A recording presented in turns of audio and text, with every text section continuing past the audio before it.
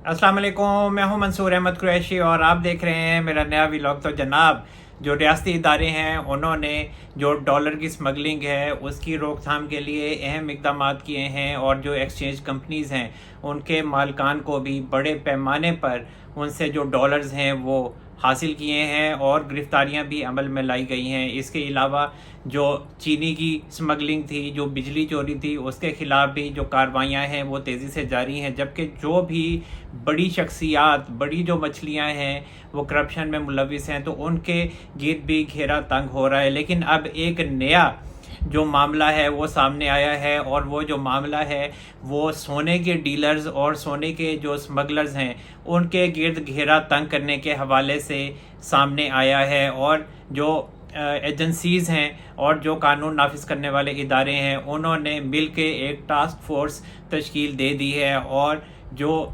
रियासती इदारे हैं उनकी तरफ से ये बड़ा कदम उठाया गया है। और ख़बर ये है कि जो डीलर्स हैं गोल्ड के और जो स्मगलर्स हैं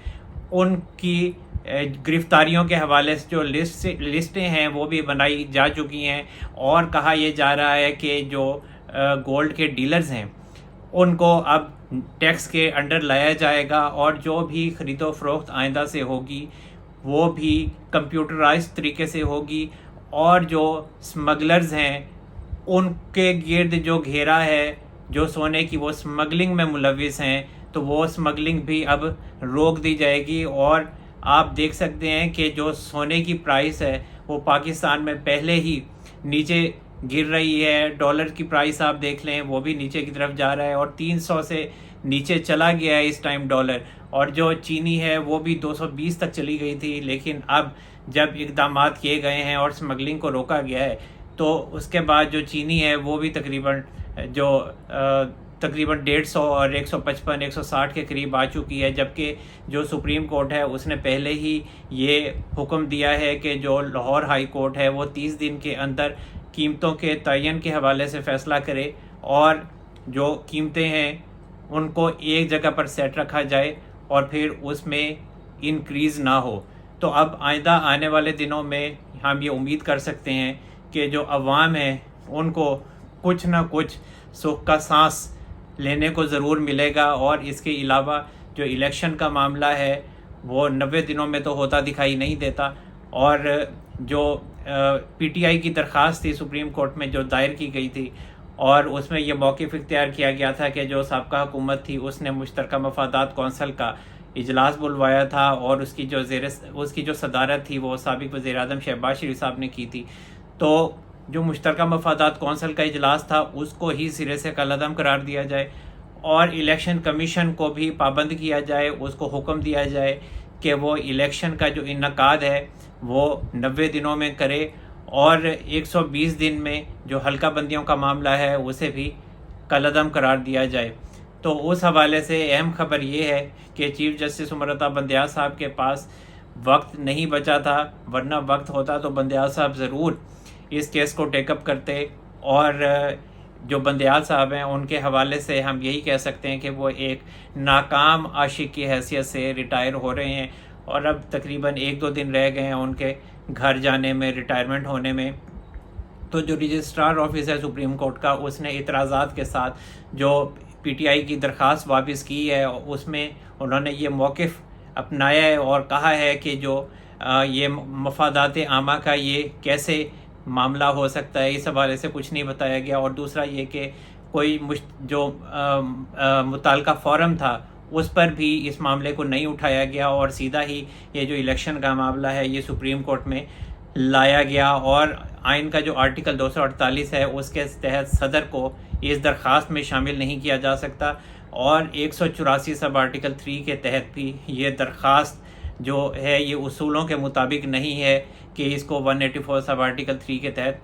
सुना जाए। तो इसी वजह से जो दरख्वास्त है वो भी वापस हो गई है। लेकिन दूसरी तरफ जो सदर आरिफ अलवी साहब हैं वो भी इंतहाई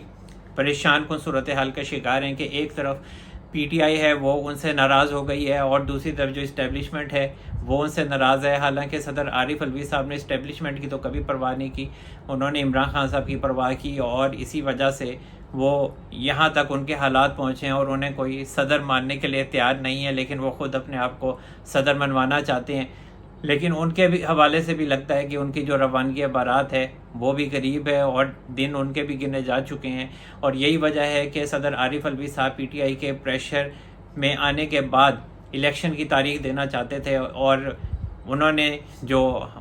کہا تھا کہ یہ میرا آئینی فریضہ ہے تو میں اس کا پورا کروں گا اس عمل کو، اور بات ان کی کسی حد تک ٹھیک تھی۔ باقی جو اسٹیبلشمنٹ ہے یا جو نگران حکومت ہے یا سابقہ حکومت ہے جو وہ کہہ رہی ہے کہ یہ الیکشن کمیشن کا اختیار ہے، تو اگر آئینی طور پہ دیکھا جائے تو صدر کا یہ اختیار تو تھا، کیونکہ آئین کو جو ہے وہ آئین سپریم ہے اور اسی کو اہم حیثیت حاصل ہے، اور اگر سپریم کورٹ کو دیکھا جائے تو پھر سپریم کورٹ کے فیصلے کو زیادہ فوقیت دی جائے گی۔ اگر بل بیچ میں ایک ایڈ کر دیا جائے اور الیکشن ایکٹ میں کوئی ترمیم کر دی جائے تو اس کی اتنی حیثیت نہیں ہوگی، یا تو پھر سابقہ حکومت تھی وہ آئین میں ترمیم کرتی تو پھر یہ معاملہ زیادہ سیدھا ہوتا، ورنہ جو معاملہ ہے آئین کے آرٹیکل 58 سب آرٹیکل 1 کے تحت وہ صدر کا ہی اختیار تھا کہ وہ الیکشن کی تاریخ دیتے، لیکن یہاں پر جو میجورٹی ہے وہ یہ کہتی ہے کہ الیکشن ایکٹ کا جو آرٹیکل ہے 57 اس کے مطابق جو اب الیکشن کمیشن کو یہ اختیار حاصل ہے، اور صدر عارف الوی صاحب نے اپنے لیے مشکلات تو خود پیدا کی ہیں۔ جب پنجاب میں الیکشن کے معاملے کے حوالے سے انہوں نے تاریخ دی تھی تو تبھی پھر جو سابقہ حکومت ہے اس نے یہ ٹھان لی تھی کہ اب ہم صدر عارف الوی صاحب کو آئندہ الیکشن کی تاریخ دینے کا موقع نہیں دیں گے، تو یہی وجہ ہے کہ انہوں نے جو صدر الوی کا اختیار تھا صرف اسی کو ہی ختم کر دیا، اور آئین کا آرٹیکل 58 سب آرٹیکل 1 اور اس کے علاوہ جو آئین کا آرٹیکل 48 سب آرٹیکل 5 ان دونوں کو ملا کر جب پہلے پڑھا جاتا تھا تو پھر صدر ہی الیکشن کی تاریخ دے سکتے تھے، کیونکہ وزیر اعظم کا اختیار ختم ہو جاتا تھا، اسمبلی ڈیزالو ہو جاتی تھی تو صدر ہی رہ جاتا تھا ملک میں۔ لیکن یہاں پر جب تبدیل کیا قانون کو سابقہ حکومت نے اور الیکشن ایکٹ کا جو آرٹیکل ہے 57 اس کی پہلی شق کو تبدیل کیا، تو پھر انہوں نے ایک نیا کھیل جو ہے وہ نیا پنگا ڈالا، جو سابقہ حکومت تھی اور جو نگران حکومت ہے وہ بھی یہی موقف اختیار کیے ہوئے، اور جو نگران وزارت قانون ہے وہ بھی یہی موقف اختیار کیے ہوئے، اور انہوں نے جو خط لکھا صدر عارف الوی صاحب کو اس میں بھی انہوں نے یہی موقف اختیار کیا کہ اب آپ آئین کے آرٹیکل 58 سب آرٹیکل 2 اور آئین کے آرٹیکل 48 سب آرٹیکل 5 کو اگر اکٹھے پڑھیں گے تب آپ الیکشن کی تاریخ کا اعلان کر سکتے ہیں۔ لیکن چونکہ جو سابقہ اسمبلی تھی، قومی اسمبلی تھی، وہ وقت سے پہلے ڈیزالو ہو گئی،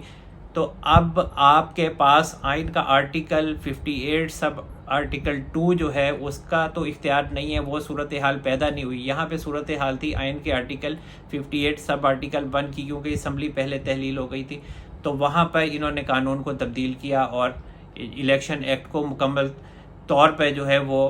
الیکشن کمیشن کے جھولی میں ڈال دیا اور اس کو خود مختار بنا دیا۔ لیکن جو معاملہ ہے الیکشن کی تاریخ کا تو وہ ابھی حل نہیں ہوا ہے، اور میرا یہ خیال ہے، میری یہ رائے ہے کہ جو الیکشن کی تاریخ کا معاملہ ہے وہ سپریم کورٹ میں ہی جائے گا، اور وہ جو چیف جسٹس ہیں اب تو ہم کہہ سکتے ہیں کہ وہ قاضی فائز عیسیٰ صاحب ہی ہیں، تو وہی اب اس کا اعلان کریں گے کہ ڈیسائیڈ کریں گے۔ اور میرا خیال ہے کہ چاہے وہ اسٹیبلشمنٹ ہو، نگران حکومت ہو یا سابقہ حکومت میں جو شامل پارٹیز تھیں، سب کی ملی جلی جو رائے ہوگی اسی کا ہی احترام کرتے ہوئے جو قاضی فائز عیسیٰ صاحب ہیں اور جو سپریم کورٹ میں دیگر ججز ہیں وہ ایک ایسی تاریخ پر ہی اتفاق کر لیں گے جس پر سب کی رضامندی ہوگی۔ اور بہت سے لوگ یہ کہتے ہیں کہ جو چیف جسٹس ہیں قاضی فائز عیسیٰ صاحب وہ کوئی نہ کوئی پھڈا ڈالیں گے، ان کے اسٹیبلشمنٹ کے ساتھ بھی حالات خراب ہو سکتے ہیں، یا حکومت جو نئی آئے گی اس کے ساتھ حالات خراب ہو سکتے ہیں، لیکن میرا خیال ہے کہ ان کے کسی کے ساتھ بھی حالات جو ہیں وہ خراب نہیں ہوں گے، اور وہ اسٹیبلشمنٹ کے ساتھ مل کے ہی چلیں گے، اور اسٹیبلشمنٹ بھی آئین و قانون کے مطابق ہی چل رہی ہے۔ ابھی اگر آپ عمران خان صاحب کے حوالے سے کیسز دیکھیں تو پورے طریقے سے قانونی جو تقاضے ہیں ان کو پورا کیا جا رہا ہے۔ باقی جو عدلیہ کے معاملات ہوتے ہیں وہ کوئی نئی بات نہیں ہے، وہ 2017 میں بھی یہی معاملات تھے، وہ آج بھی یہی معاملات ہیں، ماضی میں بھی یہی معاملات چلتے رہے ہیں۔ جو ذوالفقار علی بھٹو صاحب ہیں ان کو جب پھانسی ہوئی تو وہ کون سا کوئی قانونی تقاضے پورے کیے گئے تھے؟ تو یہاں پر ایسے ہی چلتا رہا، یہ کوئی نئی بات نہیں ہے کہ پی ٹی آئی کے ساتھ کوئی انہونی ہو رہی ہے۔ تو جو بھی سیاسی پارٹیز ہیں جو یہ ہمیشہ ہوتا رہا ہے، ایسی کوئی نئی بات نہیں ہے۔ دوسرا یہ کہ جو صدر عارف علوی صاحب ہیں ان کے حوالے سے بھی خبر یہ آ رہی ہے کہ جو عمران خان صاحب ہیں وہ ان سے خاصے ناراض ہیں، اور عمران خان صاحب کی یہ خواہش تھی کہ جو صدر عارف علوی صاحب ہیں وہ انتشار پیدا کیے رکھیں ملک میں، اور الیکشن کی تاریخ کا بھی وہ اعلان کریں، کیونکہ ان کا آئینی تقاضا ہے، جیسا کہ میں نے آپ کو بتایا کہ ایک بل کے تحت جو ہے وہ کوئی قانونی اور آئینی اختیار نہیں لیا جا سکتا کسی سے۔ تو پیپلز جو پی ٹی آئی ہے ان کے جو قانونی ماہرین تھے اور جو پریزیڈنٹ ہاؤس میں ان کی جو قانونی ٹیم تھی صدر عارف علوی صاحب کی، انہوں نے بھی علوی صاحب کو یہی مشورہ دیا تھا کہ آپ الیکشن کی تاریخ دے دیں، لیکن انہوں نے الیکشن کی تاریخ نہیں دی، بلکہ انہوں نے جو الیکشن کمیشن ہے اس کو خط لکھا ہے، اور ایک دن پہلے خط لکھا تھا، اور اس میں انہوں نے کہا تھا کہ جو میرا اختیار ہے وہ آئین کے آرٹیکل 58 سب آرٹیکل 1 اور آئین کے آرٹیکل 48 سب آرٹیکل 5 کے تحت ہے، تو میں الیکشن کی تاریخ دے سکتا ہوں، اور میرے خیال سے جو الیکشن کی تاریخ ہے وہ 6 نومبر ہونی چاہیے، 90 دنوں میں آئینی تقاضے کی الیکشن ہو، تو میں یہ تجویز کر سکتا ہوں۔ لیکن یہ ہے کہ الیکشن کمیشن کا جو موقف ہے وہ بھی ٹھیک ہے، اور جو 51 ہے آرٹیکل اور سب آرٹیکل 5 ہے اس کے تحت، اور آئین الیکشن ایکٹ کے آرٹیکل 17 کے تحت جو حلقہ بندیاں ہیں وہ بھی الیکشن کمیشن نے کرنی ہے، تو وہ مجبور ہے۔ تو اسی وجہ سے جو 120 دن ہے اس میں حلقہ بندیاں کے لیے انہیں وقت چاہیے، کیونکہ نئی مردم شماری کا فیصلہ ہو چکا ہے، مشترکہ مفادات کونسل کا نوٹیفیکیشن جاری ہو چکا ہے، تو اسی وجہ سے جو ادارے ہیں وہ بے بس ہیں۔ تو الیکشن کمیشن جو ہے بہرحال پھر بھی چلیں، میں نے تو تجویز دے دی، یہ صدر عارف علوی صاحب نے لکھا، لیکن پھر بھی جو الیکشن کمیشن ہے وہ سپریم کورٹ سے رجوع کر لے، اس سے بھی مشورہ کر لے۔ تو یہی جو شکایت ہے عمران خان صاحب کی اور پی ٹی آئی کی وہ سامنے آئی ہے، اور ان کا یہی کہنا ہے کہ یہ بہت ہی ڈھیلا سا عارف علوی صاحب کا بیان تھا، اور جو خط میں انہوں نے اپنا موقف اختیار کیا ان کو جاندار جو موقف ہے وہ اپنانا چاہیے تھا۔ اب علوی صاحب بیچارے کتنا جاندار موقف اختیار کر سکتے ہیں؟ وہ الیکشن کی تاریخ تو دینے والے تھے، لیکن پھر بیچ میں جو ہمارے بڑے صاحب تھے army chief general Asim Munir صاحب وہ بیچ میں آ گئے، اور پھر جو D G I S I تھے ندیم انجم صاحب وہ بیچ میں آئے، اور پھر ان کی اچانک ایک جمعے کے دن جو ہے ملاقات ہوئی پریزیڈنٹ ہاؤس میں، اور پھر اس کے بعد جو چراغوں میں علوی صاحب کی روشنی نہ رہی، اور پھر علوی صاحب خاموش ہو گئے۔ لیکن یہ ہے کہ انہوں نے عمران خان صاحب کو بھی خوش کرنا تھا، اور پی ٹی آئی کو بھی خوش کرنا تھا، اسٹیبلشمنٹ کو بھی خوش کرنا تھا، اس لیے انہوں نے نیوے ہوتے ہوئے ایک خط لکھ دیا ڈھیلا سا، اور کہا کہ جی ہونا تو ایسے ہی چاہیے، 6 نومبر کو الیکشن ہونے چاہیے۔ لیکن الیکشن کمیشن بھی ٹھیک کہتا ہے، الیکشن کمیشن کے حوالے سے جو وزارت قانون ہے اس کو بھی میں نے خط لکھا تھا، انہوں نے بھی یہی کہا، اور جو چاروں صوبوں کے جو وزرائے اعلیٰ ہیں، جو حکومتیں ہیں صوبائی، وہ بھی یہی موقف اختیار کیے ہوئے ہیں کہ الیکشن کمیشن کا یہ اختیار ہے، تو پھر میں کہنے کا مطلب تو یہ ہے کہ میں پھر پیچھے ہو جاتا ہوں۔ تو یہ صورتحال ہے۔ تو ابھی عمران خان صاحب کو تو بہرحال کوئی بھی خوش نہیں کر سکتا، عمران خان صاحب کو عمران خان صاحب بھی خوش رکھ سکتے ہیں۔ اور دوسرا اہم معاملہ جو میں نے آپ کو بتایا تھا کہ عمران خان صاحب کی جو ضمانت ہے سائفر کیس کے حوالے سے وہ نہیں ہوگی، اور شاہ محمود قریشی صاحب کے حوالے سے بھی میں نے آپ کو بتایا تھا کہ ان کی ضمانت نہیں ہوگی۔ اور 12 میں نے آپ کو یہ بتایا، اور پی ٹی آئی والے جو تھے وہ خوش فہمی کا شکار تھے کل تک، اور ضمانتوں کے حوالے سے جو درخواستوں پر سماعت ہوئی، اور آفیشیل سیکریٹ ایکٹ کی جو خصوصی عدالت ہے اور اس کے جو جج ہیں ابو الحسن ذوالقرنین صاحب، ان کی عدالت میں، اور انہوں نے بڑے طریقے سے درخواستوں کو سنا جو عمران خان صاحب کے وکلا نے، سلمان صفدر صاحب نے، بابر امان صاحب نے درخواست ضمانت دائر کی تھیں آفیشیل سیکریٹ ایکٹ کی عدالت میں۔ اور جو پروسیکیوٹرز تھے ان میں جو ذوالفقار نقوی صاحب تھے، رضوان عباسی صاحب تھے، خاور شاہ صاحب تھے، وہ پہلے پیش نہیں ہوئے۔ پہلے اسپیشل پروسیکیوٹرز جو ایف آئی اے کے تھے ان کی طرف سے کہا گیا ہم 10 بجے پیش ہوں گے، پھر عدالت لگ چکی تھی، پھر کہا گیا کہ جو اسپیشل پروسیکیوٹرز ہیں وہ سپریم کورٹ گئے ہوئے ہیں، تو اسی وجہ سے آپ 12 بجے سماعت رکھ لیں، جو معاون وکیل تھے اسپیشل پروسیکیوٹرز کے۔ لیکن ابو الحسن ذوالقرنین صاحب نے یہی کہا کہ جو پی ٹی آئی کے وکلا ہیں وہ آ چکے ہوئے ہیں اور آپ نے 10 بجے کا ہمیں کہا تھا، لیکن آپ نہیں آئے. تو اب آپ آئیں چاہے نہ آئیں، میں تو آج ہی درخواست ضمانت کے حوالے سے جو درخواستیں ہیں وہ میں سنوں گا. اور پھر انہوں نے جو کارروائی تھی وہ شروع کر دی. اس کے بعد پھر اسپیشل پروسیکیوٹرز بعد میں آ گئے، اور جو سلمان صفدر صاحب ہیں پی ٹی آئی کے وکیل، ان کا یہ موقف تھا کہ یہ 10 بجے اسی وجہ سے نہیں آئی کیونکہ اسپیشل پروسیکیوٹرز جو ہیں ایف آئی اے کے، ان کو فیس ادا نہیں ہوئی. تو اسی لیے اب اگر ان کو فیس جو ہے وہ ادا نہیں کی گئی تو ہمارا اس میں کیا قصور ہے. بہرحال ابوالحسن ذوالقرنین صاحب نے پورا موقع دیا پی ٹی آئی کے وکلا کو، اور اس کے بعد 12 بجے پروسیکیوٹرز بھی آ گئے، ان کے بھی موقف کو سنا گیا، اور یہی کہا گیا کہ عمران خان صاحب کے حوالے سے جو سائفر کا کیس ہے ایف آئی اے نے جو بنایا ہے تو اس میں کون سے ملک کا نقصان ہوا ہے، لیکن یہ ہے کہ نقصان ہوا ہے یا نہیں ہوا ہے. جو قانون کی خلاف ورزی کی ہے عمران خان صاحب نے تو اس پہ کیس تو بنتا تھا، اور ایف آئی اے نے پھر آفیشیل سیکریٹ ایکٹ کے تحت عمران خان صاحب پر کیس بنا دیا. اور دوسرا یہ کہ پھر اس کے بعد فیصلہ محفوظ ہوا. اس وقت بھی لوگوں کو خوش فہمی تھی کہ آج جو ہے وہ ضمانت ہو جائے گی. جو نہیں سمجھتے تو قانون کو، تو میرا تو ہمیشہ یہی موقف رہا ہے کہ عمران خان صاحب کی اور شاہ محمود قریشی صاحب کی ضمانتیں نہیں ہوں گی، اور پھر ان کی جو ضمانتیں ہیں وہ مسترد کر دی گئیں. پہلے فیصلہ محفوظ کیا، اور محفوظ کرنے کے بعد ابوالحسن ذوالقرنین صاحب نے فیصلہ سنا دیا. اور جو چالان ہے میں نے آپ کو بتایا تھا کہ اس کے حوالے سے ابوالحسن ذوالقرنین صاحب نے ٹائم دیا ہے ایف آئی اے کو، کیونکہ ایف آئی اے نے استدعا کی تھی کہ ہمیں چالان جمع کروانے کا ٹائم دیا جائے، اور چالان ہی تو سارا معاملہ ہے جس کی وجہ سے ڈیلنگ ٹیکٹکس کو اختیار کیا جا رہا ہے. تو جو چالان ہے وہ جیسے ہی 26 ستمبر تک جمع ہو جائے گا ابوالحسن ذوالقرنین صاحب کے سامنے جمع کروا دیا جائے گا ایف آئی اے کی طرف سے، اور پھر اس کے بعد یہ دوبارہ سے جب درخواست ضمانت جو ہے اسلام آباد ہائی کورٹ میں لے کر جائیں گے، وہ لے کر تو گئے ہیں، فیصلہ محفوظ ہوا ہے لیکن فیصلہ نہیں سنایا گیا، اور فیصلہ سنایا بھی نہیں جائے گا. اور اگر سنایا بھی گیا تو وہ میں نے آپ کو بتایا تھا کہ وہاں پہ بھی درخواست ضمانت جو ہے وہ مسترد ہو جائے گی، کیونکہ جو چالان ہے، چالان کے بعد ان کا جو عمران خان صاحب کا ٹرائل ہے وہ شروع ہو جائے گا، اور یہی پھر معاملہ اٹھایا جائے گا کہ چونکہ اب عمران خان صاحب کا جو ٹرائل ہے اور شاہ محمود قریشی صاحب کا سائفر کیس کے حوالے سے جو ٹرائل ہے وہ شروع ہو چکا ہے، تو اسی لیے اب ان کی جو ضمانتیں ہیں فی الحال وہ نہیں ہو سکتی. اور یہی وجہ ہے کہ آفیشیل سیکریٹ ایکٹ کے تحت جو ابوالحسن ذوالقرنین صاحب ہیں انہوں نے بھی عمران خان صاحب کی جو ضمانتیں ہیں وہ مسترد کی ہیں. اسی طرف کچھ جو شخصیات کے حوالے سے یہ موقف سامنے آ رہا تھا کہ عمران خان صاحب کی اور اسٹیبلشمنٹ کی آپس میں کوئی دوستی کروائی جا رہی ہے یا بات چیت چل رہی ہے، مذاکرات ہو رہے ہیں، اور جس طرح سے الیکشن کمیشن نے پی ٹی آئی کو بیٹ کا نشان الاٹ کر دیا، تو حالات سے ایسے لگتا ہے کہ حالات جو ہیں وہ بہتر ہو رہے ہیں پی ٹی آئی اور اسٹیبلشمنٹ کے درمیان. تو یہ کوئی بہتر شیتر نہیں ہو رہے، اور عمران خان صاحب کی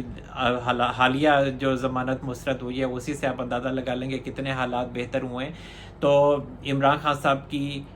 سائفر کیس میں سزا ہو جائے گی، اور یقینی طور پر مجھے یہ لگتا ہے کہ میاں نواز شریف صاحب کے پاکستان آنے سے پہلے یہ جو سزا ہے آفیشیل سیکریٹ ایکٹ کے کیس میں عمران خان صاحب کو ہو جائے گی. اور میاں نواز شریف صاحب کے حوالے سے وہ یہی ہے کہ پاکستان وہ آئیں گے. بہت سے لوگوں کو یہ شکوک و شبہات ہیں کہ میاں نواز شریف صاحب ہو سکتا ہے کہ نئی تاریخ کا اعلان کر دیں، تو اس حوالے سے ہمارا موقف ہمیشہ کلیئر رہا ہے کہ میاں نواز شریف صاحب پاکستان آئیں گے، ستمبر کے بعد آئیں گے، 15 ستمبر کے بعد میں نے کہا تھا. بہرحال اب 15 اکتوبر کا ان کا ہو گیا، لیکن انہوں نے ڈیفینیٹلی آنا ہی ہے. تو کچھ لوگوں کو یہ خوش فہمی پی ٹی آئی کے جو لوگ ہیں کہ یہ واپس نہیں آئیں گے، تو وہ واپس آئیں گے، اور میرا یہی خیال ہے کہ اللہ تعالیٰ نے موقع دیا تو میاں نواز شریف صاحب بھی وزیر اعظم ہوں گے، اور یہی پلان کا ایک حصہ ہے. اور دوسری طرف جو پیپلز پارٹی ہے، پیپلز پارٹی کا جو معاملہ ہے وہ خاصا گمبھیر ہوتا ہوا دکھائی دیتا ہے. آصف علی زرداری صاحب بھی معاملات کو کسی نہ کسی حد تک ہینڈل کرنا چاہ رہے ہیں، لیکن ان سے ہینڈل اس ٹائم ہو نہیں پا رہے کیونکہ معاملات تھوڑے سے بگڑ گئے ہیں. اور معاملات جو ہیں وہ ایک تو کرپشن کے حوالے سے ہیں کہ جہاں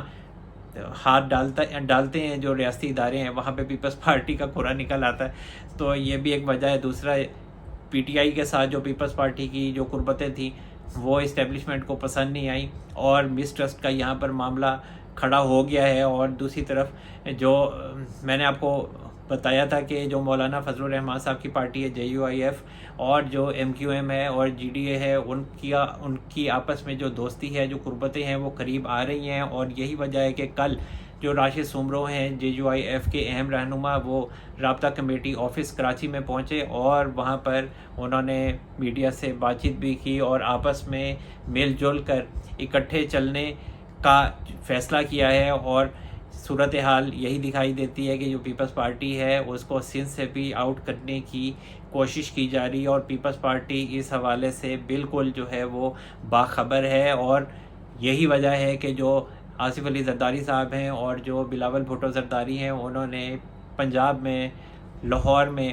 جو ڈیرے ہیں وہ ڈالے ہیں، اور وہاں پر سینٹرل ایگزیکٹو کمیٹی کا جو اجلاس ہے وہ بھی ہو رہا ہے، اور اس حوالے سے جو لطیف کھوسہ صاحب ہیں ان کو شو کاز نوٹس بھی جاری کیا گیا ہے کہ جس طرح وہ عمران خان صاحب کے حوالے سے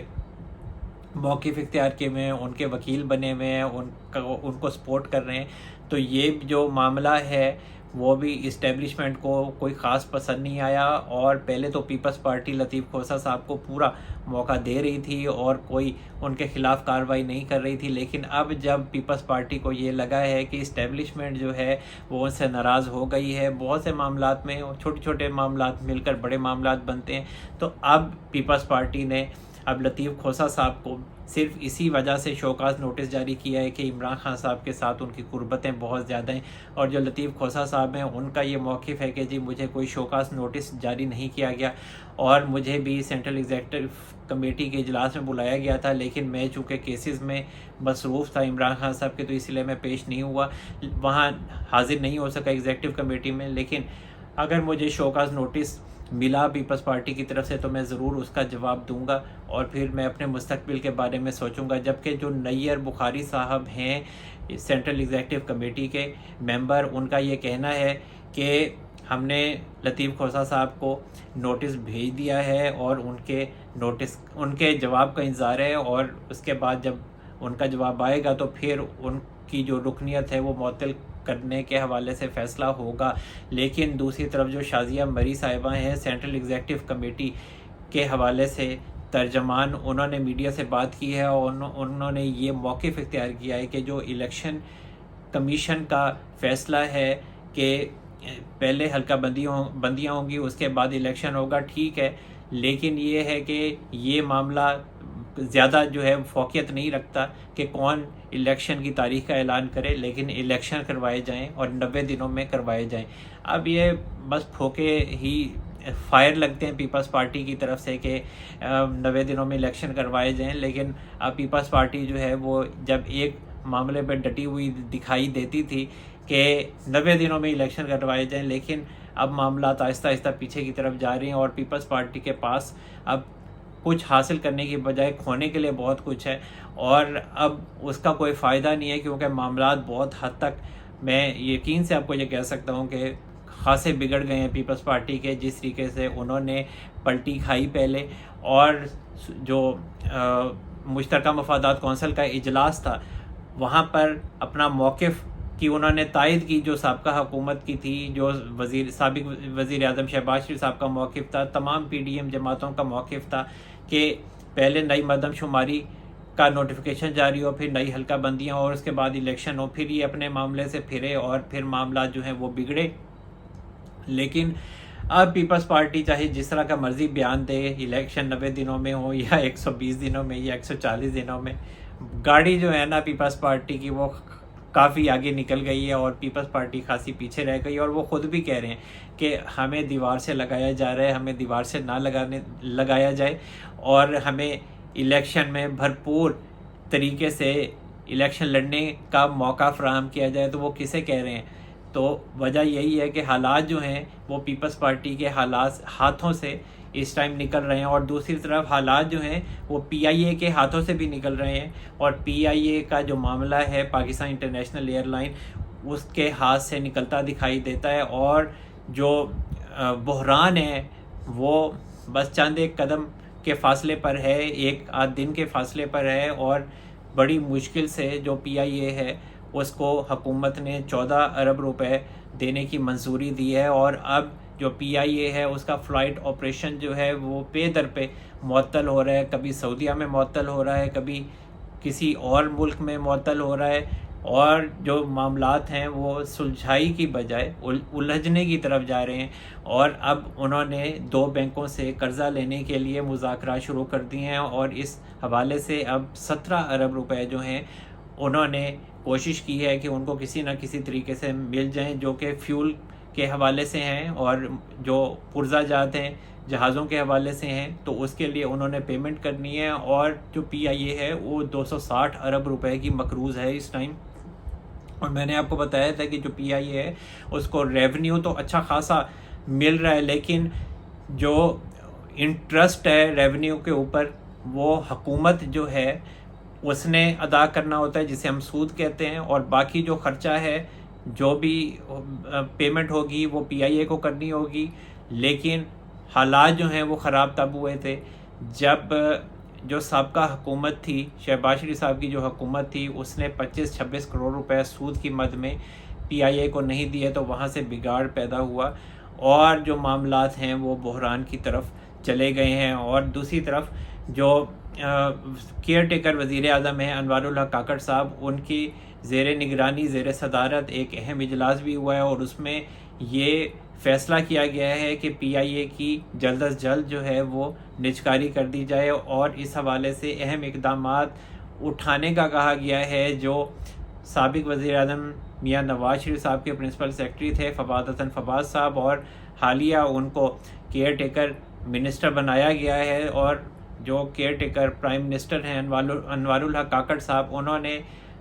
جو فواد حسن فواد صاحب ہیں ان کو خوش آمدید بھی کہا ہے اپنی ٹیم میں، اور کہا ہے کہ وہ اس حوالے سے اقدامات کریں اور PIA کی جلد از جلد جو ہے وہ نجکاری کر دی جائے۔ ویسے آپ کو بتاؤں PIA اب اپنے پاؤں پر فی الحال کھڑی نہیں ہو سکتی، اور صرف یہ ایک سفید ہاتھی رہ گیا ہے، اور جس کے منہ میں صرف پیسے ہی ڈالنے ہیں، اور اس کے علاوہ یہ ملک کو فائدہ نہیں دے سکتی۔ اس کے لیے سب سے بہتر طریقہ یہی ہے کہ اس کی نجکاری کر دی جائے، کسی گروپ کو یہ دے دی جائے، اور یہ تبھی دی جا سکتی ہے جب یہ کچھ نہ کچھ چل رہی ہو، ورنہ اس کو A سے ہی دوبارہ سے شروع کرنا پڑے گا، اور جو بھی اس کو چلائے گا اس کو اس میں حد سے زیادہ پیسے جو ہیں اربوں روپے ڈالنے پڑیں گے، تو تب یہ اپنے پاؤں پہ کھڑی ہو سکتی ہے۔ لیکن ابھی اس کا جو ہے وہ مستقبل بہت زیادہ تاریک ہے۔ اب اگر کوئی یہ کہتا ہے کہ جس کی نجکاری نہ کی جائے، تو وہ پھر اپنے ساتھ بھی زیادتی کر رہا ہے، اور وہ ادارے کے ساتھ بھی زیادتی کر رہا ہے، اور وہ ملک کے ساتھ بھی زیادتی کر رہا ہے۔ اور بڑے افسوس کے ساتھ یہ کہنا پڑتا ہے کہ PIA کی جو یہ حالت پہنچی ہے وہ ان سیاستدانوں کی جو سیاسی بھرتیاں تھیں، جس کی بھی تھیں، انہی کی وجہ سے یہ اس حالت میں پہنچی ہے۔ ایک وقت تھا کہ PIA کی جو مینجمنٹ تھی وہ باہر جاتی تھی، باہر کی جو ایئر لائنز تھیں ان کو وہاں ٹریننگ دیتی تھی، اور حالت یہاں پر یہ آ گئی ہے کہ PIA اب بند ہونے کے دہانے پہ پہنچ چکی ہے۔ جبکہ دوسری طرف ایک اور اہم خبر یہ ہے کہ جو مونس الہی صاحب ہیں ان کے حوالے سے بھی جو ادارے ہیں انہوں نے بڑا فیصلہ کیا ہے، اور میں نے جیسا کہ آپ کو بتایا تھا کہ معاملہ جو ہے وہ بابا چودھری پرویز الہی صاحب کا نہیں ہے۔ اسٹیبلشمنٹ کو بابا چودھری پرویز الہی صاحب نہیں چاہیے، ان کو چاہیے ہیں مونس الہی صاحب، اور جو منی لانڈرنگ میں ملوث ہیں، اور اربوں روپے جو ہیں وہ ایک پرائیویٹ طیارے میں وہ اسپین لے گئے ہیں، اور وہاں وہ عیاشی میں مصروف ہیں۔ تو اسی وجہ سے جو اسٹیبلشمنٹ ہے وہ چاہتی ہے کہ وہ اربوں روپے پاکستان لائے جائیں، اور اس حوالے سے اب جو ریاستی ادارے ہیں انہوں نے انٹرپول سے رابطہ کرنے کا فیصلہ کر لیا ہے، اور اس حوالے سے معاملات طے ہو رہے ہیں، اور کہا جا رہا ہے کہ مونس الہی صاحب کو انٹرپول کے ذریعے گرفتار کروا کے پاکستان لایا جائے گا۔ تو جناب اب تک کے لیے اتنا ہی۔ اللہ تعالی ہم سب پر اپنا رحم و کرم فرمائے۔ منصور احمد قریشی کو اجازت دیجیے، اپنا بہت سارا خیال رکھیے گا۔ اللہ حافظ۔